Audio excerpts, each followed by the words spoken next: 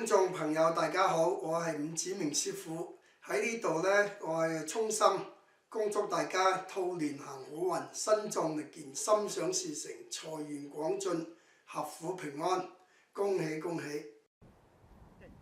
朋友們新年好，我是伍子明師傅。今年呢，在那個萬金廣場為那個農曆新年演講啊，好幾個年頭了啊。就在这里，我恭祝大家新年快乐，身体健康，财源广进，恭喜恭喜！恭喜恭喜 ！Happy New Year！ 今年最佳的行业来讲呢，是水木火三个行业。首选呢，就是那个能源的行业啦，尤其那个高科技、电脑、电子、电机、微型的电子的行业，今年是最流行的。然后那个衣服的行业今年也好，但最好的行业在加拿大来讲呢，还是那个银行的行业。银行的行业来讲呢，就是水，今年水是非常好的。恭喜恭喜，恭喜恭喜，恭喜恭喜，恭喜恭喜，恭喜恭喜！那个辛卯金兔年，第一个生肖来讲呢，当然就是兔。兔来讲呢，就今年的太岁年了，就做太岁。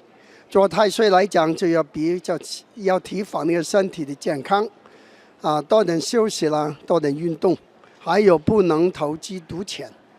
但是这个兔呢，今年桃花也很盛，所以呢，你要做公关的行业来讲呢，其实今年是不错的。那第二个生肖来讲是龙，龙来讲呢，今年是有驿马，宜动不宜静，动中生财。但也同时也是犯太岁，这太岁来讲就害太岁，就小人比较多一点，所以要是属龙啊，最好找一些属老虎的人来帮帮你。然后这个人际方面来讲呢，多一点听，少一点讲，多点做事，少点讲话，比较对你有利。跟着这个生肖来讲呢，就是蛇了。蛇来讲，今年这个财星其实不错的，但是这个蛇来讲，今年呢疑心比较重。还有那个双门星，所以提防讲亲，比如祖父祖母、父母之间的身体健康要注意。